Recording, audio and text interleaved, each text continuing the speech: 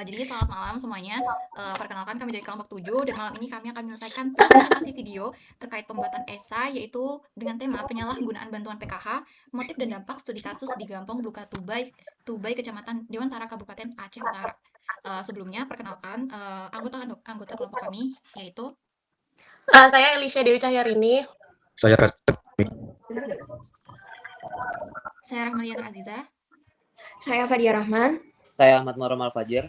Jadi untuk memasuki case yang pertama atau sebelum memasuki pembahasan, yaitu kita pasti ada yang namanya pendahuluan dan akan dijelaskan oleh teman saya.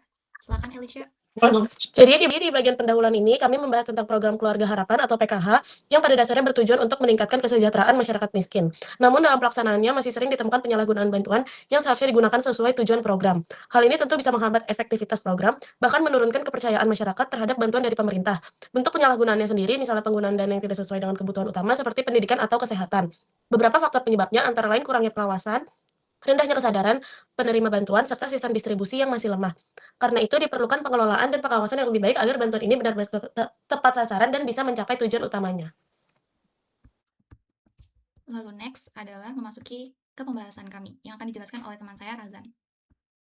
Lalu kita masuk ke bagian konsep KPM sebagai bagian dari Keluarga Harapan atau PKH.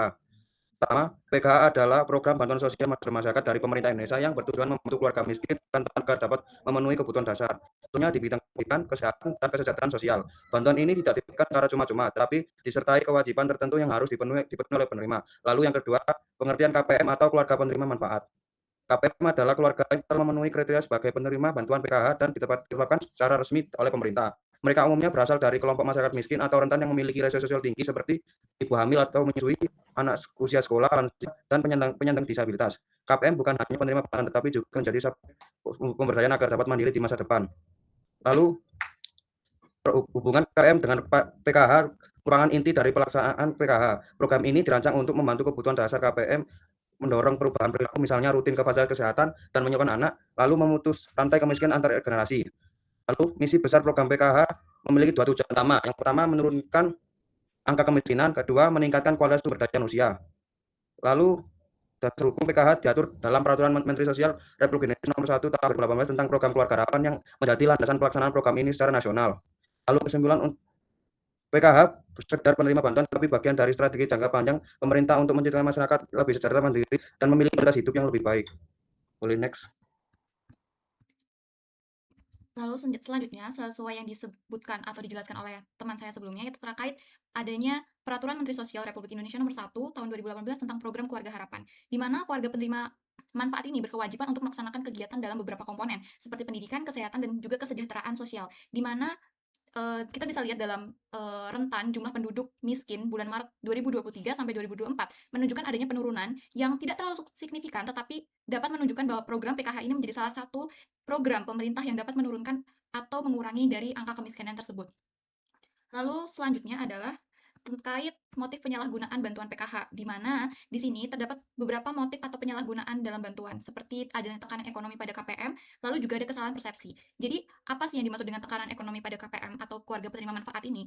Pendapatan yang seharusnya yang diperoleh dari bansos ini biasanya tidak digunakan serta-merta untuk tiga komponen tadi, seperti kesehatan, pendidikan, dan juga kesejahteraan, di mana ada pendapatan yang tidak tetap oleh keluarga penerima manfaat, sehingga dana dari PKH atau bantuan itu dialihkan untuk membeli kebutuhan sehari-hari.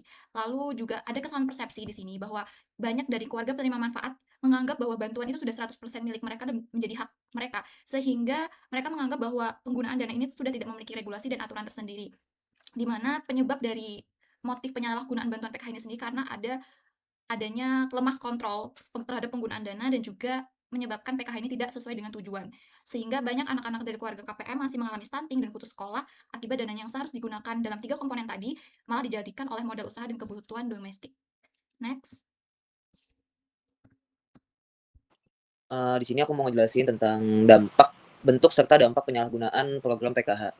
Dari data studi kasus dijelaskan bahwa kurang lebih sebanyak 30% KPM melakukan penyalahgunaan bantuan PKH. Lalu ada penerima rekening terindikasi tidak tepat sasaran. Terus penerima bantuan melakukan penggunaan dana yang tidak tepat. Lalu ada bentuk penyalahgunaannya, ada dana pendidikan anak KPM, ada dana kesehatan, serta penyalahgunaan dana bansos. Dan dampak negatif penyalahgunaan dari dana PKH adalah, tujuan dari PKH yang tidak tercapai, anak-anak tetap putus sekolah, lalu, resiko stunting meningkat, dan komitmen dari KPM rendah. Oke, selanjutnya di bagian kesimpulan ini tuh, kita bisa melihat gitu gambaran besar dari pembahasan kita. Nah, yang pertama, dari gambaran utama itu, PKH atau Program Keluarga Harapan tuh sebenarnya adalah program pemerintah yang emang tujuannya itu sangat baik gitu, yaitu meningkatkan kesejahteraan masyarakat, terutama lewat pendidikan, kesehatan, bahkan sampai ke perlindungan sosial. Nah, bahkan program ini tuh juga udah kebukti gitu punya potensi yang besar dalam, menurunkan angka kemiskinan. Nah, namun, dalam kenyataannya sendiri itu masih ada gitu beberapa permasalahan utama. Nah, salah satunya itu, penyalahgunaan bantuan oleh keluarga penerima manfaat. Nah, ini tuh bukan cuma soal sasarannya aja, tapi juga, dipengaruhi oleh beberapa hal, seperti tekanan ekonomi keluarga, kurangnya pemahaman tentang aturannya program, sampai adanya anggapan kalau misalnya bantuan ini tuh, hak bebas dan juga adanya lemahnya pengawasan serta kontrol sosial. Nah, dampak dari masalah ini tuh juga bisa dibilang cukup serius. Kenapa kayak gitu? Soalnya dana yang seharusnya digunakan sesuai bantuan itu, jadi tidak tepat sasaran gitu. Akibatnya, tujuan program ini tidak bisa tercapai dengan baik. Bahkan, masalah sosial seperti putus sekolah dan isu kesehatan seperti stunting itu kan, masih tetap terjadi gitu hingga saat ini.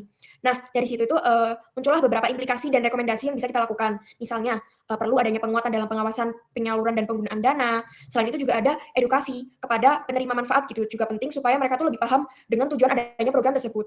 Nah, sistem distribusi dan validasi data itu juga perlu diperbaiki dan peran pendamping sosial itu juga harus, lebih dioptimalkan lagi gitu.